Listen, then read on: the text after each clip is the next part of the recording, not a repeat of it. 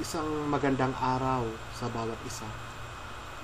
Ngayon ay ating gagawin ang isang kaugalian ng ating ginagawa tuwing Biyernes Santo, ang 7 Palabras, pagninilay sa 7 huling wika ni Jesus. Ang unang huling wika ni Jesus: Ama, patawarin mo sila sapagkat hindi nila nalalaman ang kanilang ginagawa. Mga kapatid, paano nga ba dapat tayo magpatawad? Ano ba ang balakid na ating kinakaharap sa pagbibigay tawad sa ating kapwa, sa taong nagkasala sa atin? Mahirap ba magpatawad?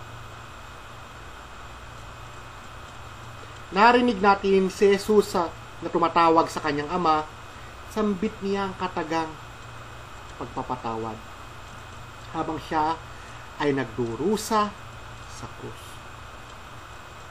Noong mga panahong iyon, hirap na hirap si Jesus. Pagod na pagod. Ang hapdi ng mga sugat sa kanyang buong katawan ay kanyang nararamdaman. Halos umagos ang dugo mula ulo hanggang paa. Ngunit sa kabila ng paghihirap niya sa krus, nasambit pa rin niya ang katagang pagpapatawad. Ang krus ay simbolo ng dakilang pagmamahal ng Diyos sa sanlibutan. Ito rin naman ay sumisimbolo sa ating kaligtasan. Si Jesus ay naghirap at namatay sa krus upang tubusin ang kasalanan ng sanlibutan. Alam natin na walang kasalanan si Jesus upang siya ay parusahan. Ngunit tinanggap niya ang lahat ng pasakit, ang lahat ng hirap upang ating makamtan ang kaligtasan. Tiniis niya ang pagyurak sa kanyang katauhan. Marami ang nagsasabi noong panahong iyon na hindi siya ang Mesiyas, hindi siya ang anak ng Diyos, anak lamang ng karpentero. Iyan sinasabi ng iba rin na ang kanyang turo at ang mga himala ng kanyang ginawa ay hindi nagmula sa Diyos o hindi sa demonyo. Ang daming pagdududa sa katauhan ni Jesus. Ang daming pagyurak ang kanyang pinagdaanan, pagyurak sa kanyang katauhan bilang anak ng Diyos, bilang isang tao at Diyos. Ang pagpapatawad ay isang simpleng salita, ngunit kay lalim ng kahulugan. Isang salita na madaling sambitin, ngunit kay hirap pangatawanan. Isang salita na makapangyarihan na nagdudulot ng kaligtasan. Madalas sa ating buhay, nahihirapan tayo magpatawad. Sinasabi natin na ang ginawa ng isang taong nagkasala sa atin ay walang kapatawaran.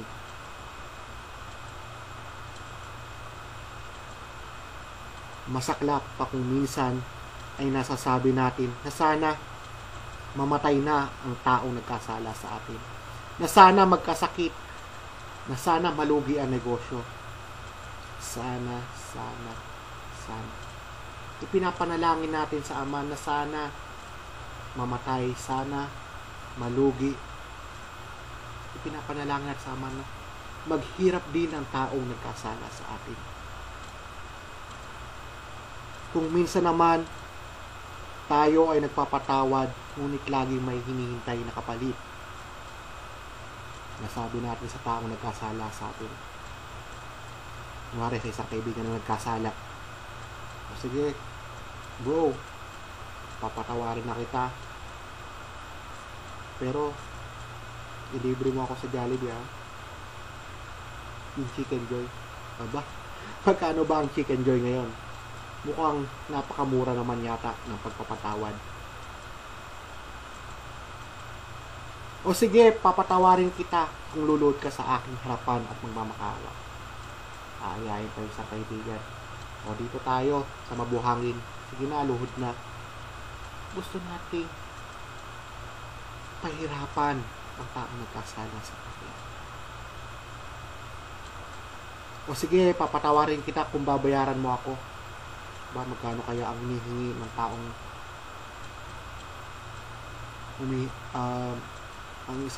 magkano kaya hinihingi ng isang taong papatawarin? O isang taong humihingi ng pagpapatawad. Ito ba ang uri ng pagpapatawad na nais ni Kristo na igawad natin sa ating kapwa? Mga kapatid, ito yung tinatawag nating makataong pagpapatawad. Tayo lahat 100% ay papasa rito sapagkat tayo ay nagpapatawad, pero laging may sana, laging may hinihintay na kapalit. Ang daling sambitin natin, o sige na, pinapatawad na kita, pero pagkalikod naman kung ano-anong chismis ang ikinakalat, kung ano-anong masasamang salita ang nasasambit, pero pagkaharap naman parang wala nangyari. Sa unang huling wika ni Jesus, makikita natin na ipinanalangin niya sa Diyos Ama na patawarin ang mga taong nang alipusta, nagpahirap at nagdulot ng kanyang kamatayan. Ang mga taong hindi naniniwala sa kanyang mga turo. Ipinanalangin ni Jesus hindi lamang isang tao, hindi 2 o 3, kung hindi ang lahat ng mga tao na nagkasala. Hindi pinili ni Jesus kung sino ang kanyang papatawarin.